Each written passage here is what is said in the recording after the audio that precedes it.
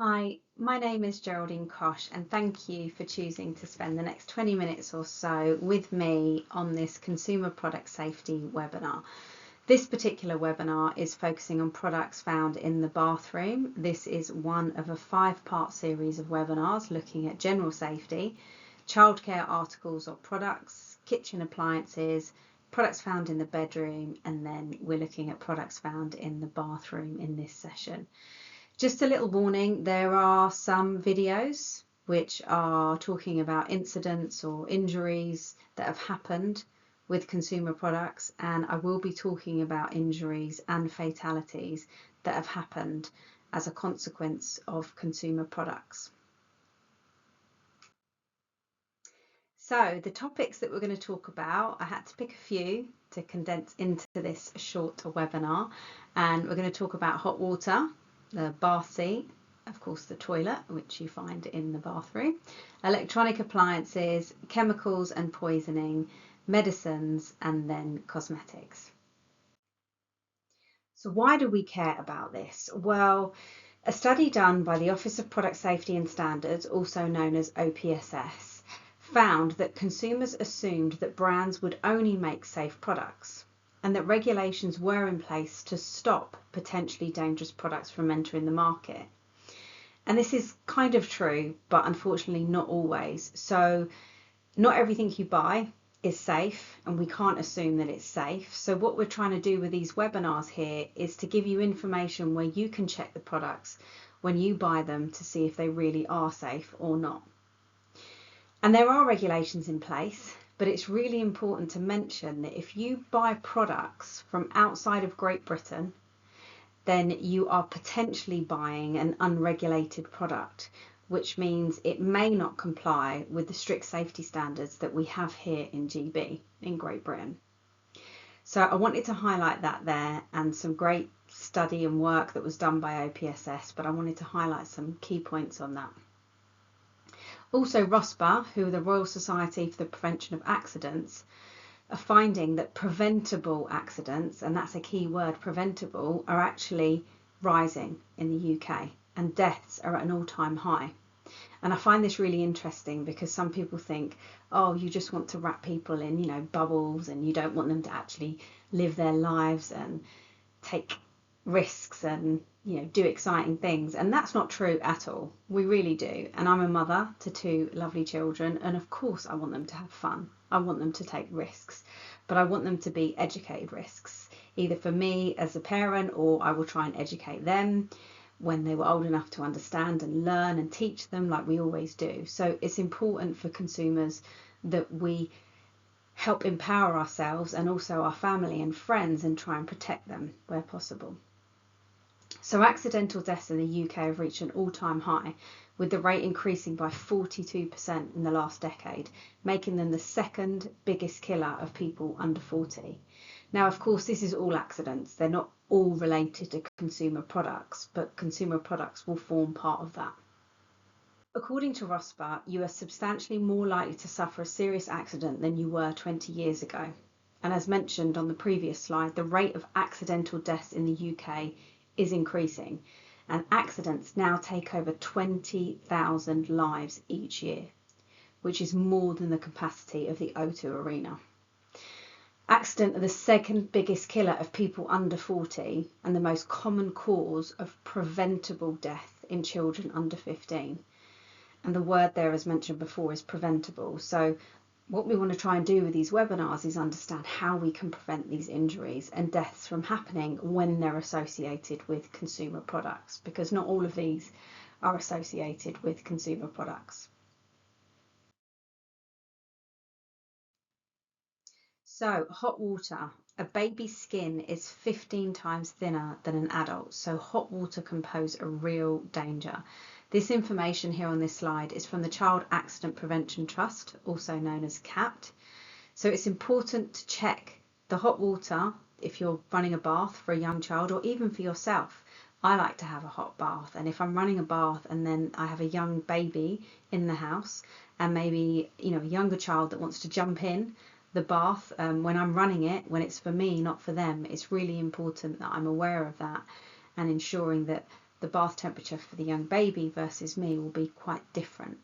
So a tip to do is to put cold water in before the hot, and then the elbow test. So just putting your elbow into the bath and checking the temperature. And I believe that's because the thickness of the skin here on the arm, it's not the same as a child, but it's one of the thinnest part of our body. So we can try and detect that, because remembering the point at the beginning is that a baby's skin is a lot thinner than an adult skin. So cold before the hot, as mentioned, the elbow test, bath time. Stay with your child all the time when they are in the bath, when they're of a young age. Obviously, when they get older, that's a bit different, but babies should always be attended when they're in the bath. Thermostatic mixing valves are a great invention. They control the temperature of the hot tap, so you can have a nice hot bath, but they stop children being scalded. So there's a mechanism to stop it getting too hot. So you can get them installed by a professional or ask your landlord to fit one for you. So really quickly, what to do in emergency. This isn't a first aid course, but just to mention, if you have suffered from a burn, to keep it under cool water for 20 minutes. Call emergency services and cover. So there's further information on the Child Accident Prevention Trust website if you want to know more about this. I've mentioned before on some previous sessions, this is beautiful Harper Lee. Information on Harper Lee can be found on the Child Accident Prevention Trust website. Unfortunately, Harper Lee swallowed a button battery from a remote control, and unfortunately she died from internal bleeding. She was 2 years old at the time. The reason why I'm mentioning this, although it wasn't a thermometer in this case, you can get thermometers that you may store in the bathroom that could have coin batteries in them. So it's really important to keep an eye on them, keep them out of reach of children, see if the thermometer's got a screw on it. It should have a screw on it, so the child or just can't get access to the coin battery or button battery inside of that. And if there's any other items in your bathroom that maybe have button or coin batteries, such as weighing scales, ensuring that they don't come out really easily and they can't get access, young children can't get access to those products. So on the Child Accident Prevention Trust website, they've got their 5 top tips. So look around your home, check for products with loose backs and button batteries that may have dropped out, store button batteries in a safe place, high and out of your child's reach, and dispose of used button batteries. So even used button batteries can lead to injuries or fatalities. And act. If you think your child may have swallowed a button or coin battery, please go straight to A&E or call for emergency services for further advice. Bath seats. So bath seats can be useful if you're bathing your child and you want them to sit in there, but please never leave your child unattended in a bath seat. And I think the problem is with these products is it can give a false sense of security. So there's 2 articles noted here on the website. On the web you can find them. On the internet you can have a look and find these. As it notes in the first article, it's a baby drowning after being placed in a bath seat is rare but a definite cause of death. Bath seats appear to give a false sense of security, even if it's not encouraged by the manufacturers. So if you have 2 children, for example, one's in the bath and the other one's just fallen down the stairs or is screaming and crying, there may be a tendency to go and deal with that child that's crying, and you're forgetting about the child in the bath for that split second. And it can be very quick when this happens. So drowning is quick and quiet. Don't leave your baby alone in one, even for a moment. Unintentional drownings cause over 600 deaths annually among children under 5 years of age. So 31% of respondents in this particular article responded leaving their child unsupervised for some period of time in the bathtub. So we know it happens, it can easily happen, but it's really important if they're in a bath seat that you don't leave them unattended. The toilet. We had to mention the toilet. Again, although this is quite a rare case, there is some data in the US, in the United States, where 16 reports of children under 5 drowned in a toilet between 1996 and 1999. Between 1996 and 1999, the CPSC, as noted on the slide at the bottom, the Consumer Product Safety Commission in the United States, received reports of 58 children under 5 years old drowning in 5 gallons, which is approximately 19 litres of water. in buckets that hold water in those buckets. A study in 2008 by the CDC, so the Centers of Disease Control in the US again, for people over 15 years old found that there were 234,000 unintentional non-fatal injuries occurred in the bathroom, and falls, just over 80%, were the most common reason for that. So slips, trips and falls in the bathroom can be quite common. Looking at bath mats, if they don't have the protective mechanism underneath to keep them still, they could make it slippy. So it's really important, and there's hard surfaces in the bathroom.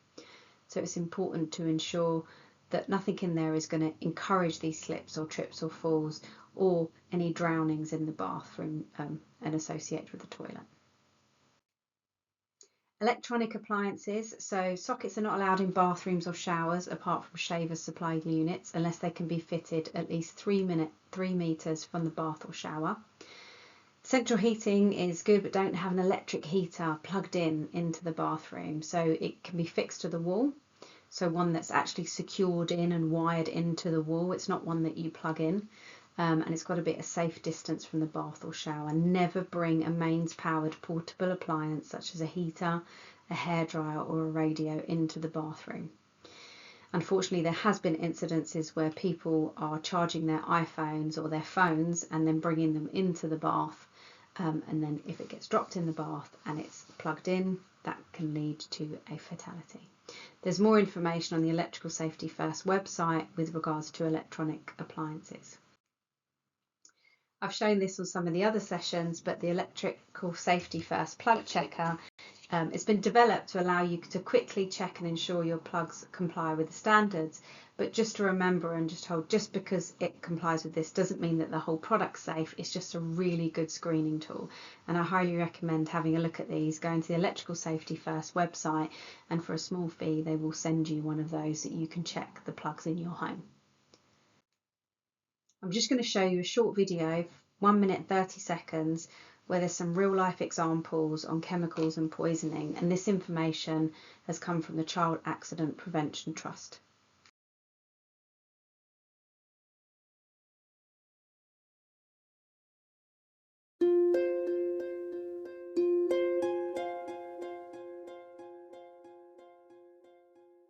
I knew something was wrong as soon as I stepped into the room.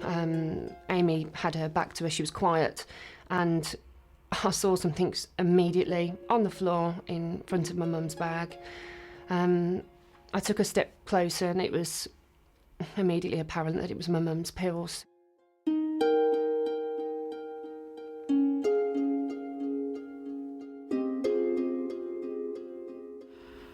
When Carl found us, he had guessed what happened straight away, and he opened all the windows, he called the ambulance, and he actually said later on that when he saw us in that state, he was really, really horrified.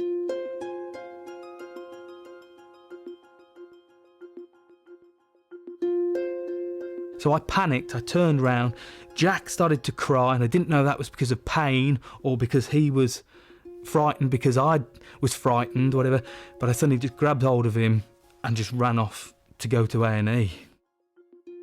At present, I'm looking after a child who's actually suffered from bleach ingestion. That child's been very, very sick and is likely to need ongoing medical care for the future because of damage to the gullet and a number of operations, and that problem will carry on into adult life and will have significant healthcare costs to that individual.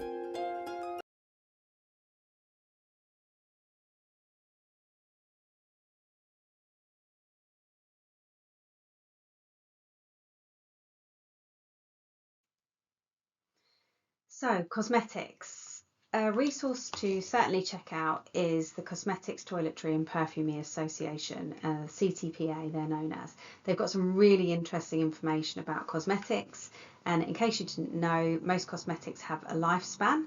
So you will either see a best before logo, and I've got some sun cream here which you maybe can't see very well there, but you can see there's the expiry date on the bottom.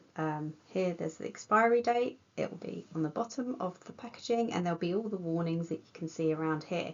And one of those will be, as you can see, the best before symbol there. So if that's on the packaging, which it is on the one I have here, and then I look underneath and I can see the expiry date. It may also have, and this does have it as well, is the open cream jar symbol. So it's the period after opening time. So what I do with sun cream is I'll put the date that I opened it, and it just means that it'll be less effective. So I most certainly, when it comes to my children, wouldn't be using that sun cream if it's after that date. Aerosols, so it's really important to ensure the use of aerosols in a well ventilated space. Aerosols are so readily available and the associated product risks may not be immediately obvious. So we use them every day, but accidents can happen. So it's really important to understand even small quantities of them in a room, if it's not ventilated, can lead to serious risks, and it's important that young people understand that they shouldn't be used excessively, and if they are used, they should be in a well ventilated room. I highly recommend Charlie's House app. On November 1st in 2007, Charlie Horn, a 2-year-old boy, was killed when he attempted to climb a dresser. It was through that tragedy that Charlie's House was born. Charlie's House is a safety demonstration house in the US. Now, we can't all get to the US, so therefore the wonderful team at Charlie's House have made this interactive app so that you can use it to understand how to learn more about safety in your home. So you can go through the different rooms in your home, as it has in the app, and look at how you can put safety measures in place and be aware of where things may be a problem in your home. And also it breaks it down in age groups as well, so you can look at different developmental milestones at when children get to different ages and how hazards may present themselves with various products or situations in the home. So you can scan the QR code and download the app and even work on it with your children depending on how old they are, and get them to learn and engage and understand about product safety and home safety.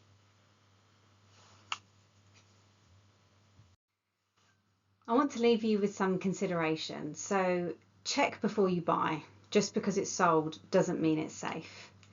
Think about who you're buying from. And I like to use the explanation of, if you're going to have a bit of a debate possibly with anyone, even personally or professionally, it's really interesting to see how they behave when you're having that debate or discussion. And I think this is the same when you're buying a product. So if I buy a product and then I have a question, or I want to find out, I've got a concern with a product, or I want to maybe perhaps send it back, or I think there's a fault with it, who are you buying from, and are they going to answer you when you do those things? So that's another reason why we talk about a reputable company. If you're buying from outside of Great Britain, it doesn't mean it's not necessarily going to be a safe product. Maybe it is. However, it may be considered an unregulated purchase. So the laws that we have in place here for consumer protection and for safety may differ from the country that you're buying it from. So it's really important to understand that and ensure you know who you're buying the product from. Act on any recalls or corrective actions, and any advice that's coming out from ROSPA, CAPT, any of the information that we've given you today, please do act on that. If you get information from a manufacturer or someone that you've bought a product from, please do act on those corrective actions. Look at product information, markings, address, instructions. Where is the address? Is the instruction in a language you understand? So if you're purchasing it here in Great Britain, it should be in English. What does the information and marking say? Is there an age warning on it? Then please do heed those age warnings and any markings that are on the product. Be careful when you're buying secondhand.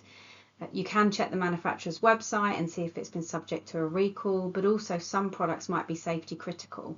So for example, a car seat, you don't want to have a car seat that's been involved in an accident. So unless you really know the history of the product with some products, then be cautious about that. Then refer to experts for advice and information. And who do we mean by these people? Well, let's have a little look.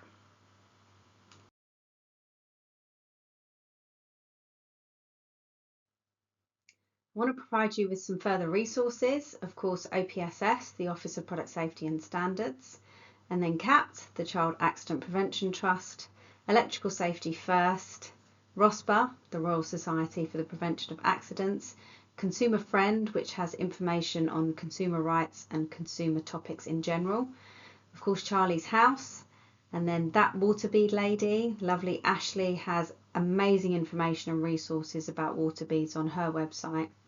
And then the Kids in Danger Toolkit, if you want to do more of a deep dive in product safety, specifically focused on children's product, but in general on products in the home, then have a look at the free Kids in Danger Safety Toolkit.